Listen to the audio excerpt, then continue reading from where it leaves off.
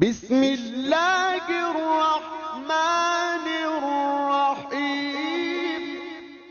अज़ीज़ तलबा, अस्सलाम वालेकुम रहमतुल्लाहि व बरकातुहू। सातवां सबक मौर्य अहद का भारत, हमने उसे समझा, पढ़ा और उसके सवाल जवाब भी मुकम्मल कर लिए होंगे। उस सबक में शहंशाह सिकंदर से मुतालिक हमने जानकारी हासिल की, चंद्रगुप्त मौर्य के मुतालिक, सम्राट अशोक से मुतालिक, कलंग की लड़ाई के मुतालिक और मज़हब की इशाअत के लिए अशोक के इक़दामात, मौर्य अहद की अवामी ज़िंदगी, मौर्य अहद का इंतज़ाम हुकूमत, मौर्य अहद का फ़न और अदब, इन तमाम की तफसील से हमने मालूमात हासिल की। अब हम अगला सबक तारीख़ जमात शशम का जो पढ़ने जा रहे हैं वो है सबक नंबर 8, मौर्य अहद के बाद की हुकूमतें।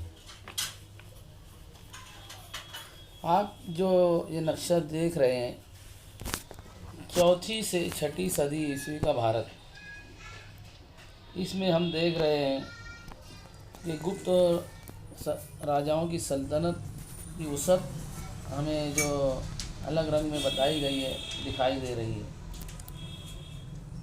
इस सबक में हम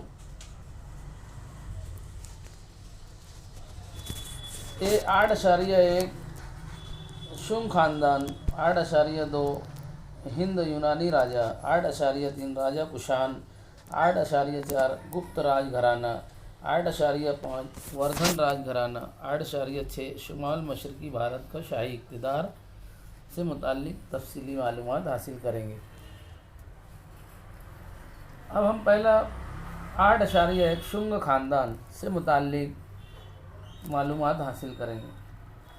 सम्राट अशोक के बाद मौर्य इक़्तिदार की ताकत में कमी होती चली गई। आखिरी मौर्य राजा का नाम बृहद्रथ था।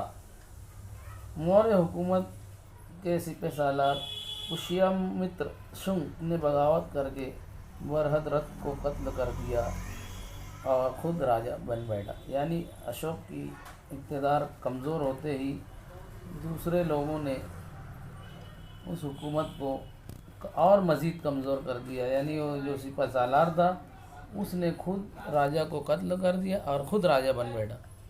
8.2 हिंद यूनानी राजा, उस ज़माने में बर्र सगीर हिंद के शुमाल मगरबी इलाके में यूनानी राजाओं की छोटी छोटी हुकूमतें थीं। यानी हिंदुस्तान में इनके अलावा भी, मौर्य सल्तनत के अलावा भी दूसरी हुकूमतें थीं। हिंद यूनानी जिसे कहा जाता था, इन राजाओं को हिंद यूनानी राजा कहा जाता था।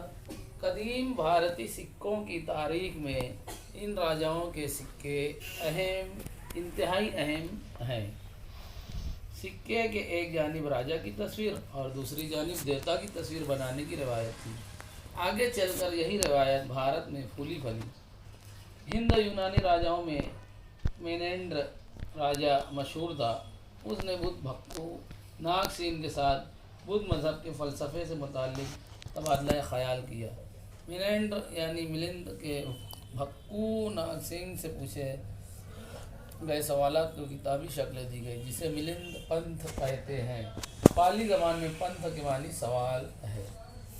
यानी पहला सिक्का जो हिंदुस्तान में राइज हुआ वो मेनेंद्र के चांदी के सिक्के हैं, जिसमें एक तरफ देवता की तस्वीर रहती थी और दूसरी तरफ राजा की तस्वीर हुआ करती थी। 8.3 राजा कुषाण, भारत में तरह तरह के लोगों की टोलियां बैरून हिंद से मुसलसल आती रहीं। इनमें वस्ती एशिया से कुषाण नाम से पहचानी जाने वाली टोलियां थीं। उन्होंने पहली सदी ईस्वी में शुमाल मगरबी इलाके और कश्मीर में हुकूमत कायम की। भारत में सोने के सिक्के ढलवाने की इब्तिदा कुषाण राजाओं ने की। सिक्के पर गौतम बुद्ध और मुख्तलिफ भारतीय देवताओं की तस्वीरों का इस्तेमाल करने का चलन कुषाण राजाओं ने शुरू किया। कुषाण राजा कंशक ने हुकूमत को वसअत दी। यानी ये लोग कुषाण राजा भी यहाँ हिंदुस्तान व वस्त एशिया से आकर यहाँ पर शुमाल मगरबी इलाके और कश्मीर हुकूमत कायम की। उन्होंने सोने के सिक्के डलवाए और उस पर गौतम बुद्ध और मुख्तलिफ भारतीय देवताओं की तस्वीरें भी बनाई। सम्राट कंशक। कंशक की हुकूमत मगरब में काबुल से मशरिक में वाराणसी तक फैली हुई थी। कंशक के सोने और तांबे के सिक्के मिले हैं। कंशक के ज़माने में बुद्ध मज़हब की चौथी कॉन्फ्रेंस कश्मीर में मुनक़द की गई थी। कंशक ने कश्मीर में कंशकपुर शहर बसाया था। श्रीनगर के करीब कामपुर नामी गांव ही कंशकपुर होगा। कंशक के ज़माने में अशूल घोष नामी शायर हो गुजरा है। उसने बुद्ध चरित और वजरचई नामी किताबें लिखी हैं। कंशक के दरबार में चरिक मशहूर तबीब था। सम्राट कंशक ने भी सोने के सिक्के और तांबे के सिक्के बनवाए। 8.4 गुप्त राजघराना।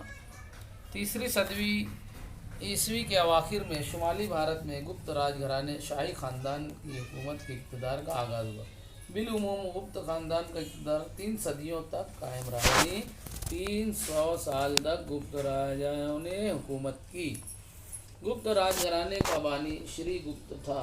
समुद्रगुप्त और चंद्रगुप्त दुर्गम खानदान के काबिल जिक्र राजा थे। अब हम समुद्रगुप्त से मुताल्लिक कुछ मालूमात हासिल करेंगे। चंद्रगुप्त अव्वल के दौरे हुकूमत में हुकूमत की तौसी का आगाज़ हुआ। उसके बेटे समुद्रगुप्त ने आसपास के राजाओं को शिकस्त देकर अपनी हुकूमत की वसअत में मज़ीद इजाफा किया। उसके अहद में गुप्त ख़ानदान का इक़्तिदार आसाम से पंजाब तक फैल गया। तमिलनाडु में कांची तक मशरक़ी साहिली इलाके को उसने फ़तेह कर लिया था। समुद्रगुप्त की फतूहात की वजह से हर तरफ उसके इक़्तिदार का दबदबा बढ़ गया। इसलिए शुमाल मगरिब और श्रीलंका के राजाओं ने उसके साथ दोस्ती के मुआहदे किए। समुद्रगुप्त के अज़ीम शान कारनामों और फतूहात का जिक्र प्रयाग के सुतूनी कतबे में तफसील से किया गया है। ये कतबा प्रयाग परस्थिति के नाम से मशहूर है। इसे इलाहाबाद परस्थिति के भी कहते हैं। समुद्रगुप्त वीणा सितार बजाने में बड़ा माहिर था। समुद्रगुप्त ने मुख्तलिफ़ किस्मों की तस्वीरों वाले सिक्के राइज किए थे। इनमें से एक किस्म में वो खुद सितार बजाता हुआ नज़र आता है। उस पर समुद्रगुप्त लिखा हुआ है। हम ये जो सिक्के देख रहे हैं उस पर सितार बजाता हुआ समुद्रगुप्त है, जो सोने का सिक्का है। अजीज़ तलबा, हमने समुद्रगुप्त से मुताल्लिक पढ़ा। अब अगला जो पॉइंट रहेगा चंद्रगुप्त दुर्गम, सबक नंबर 8 का। अब अगली वीडियो में हम यहाँ से आगे से मुतालिया करेंगे चंद्रगुप्त दुर्गम।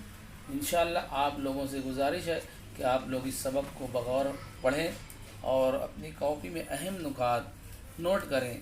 अस्सलामु अलैकुम वरहमतुल्लाहि व बरकातुहू।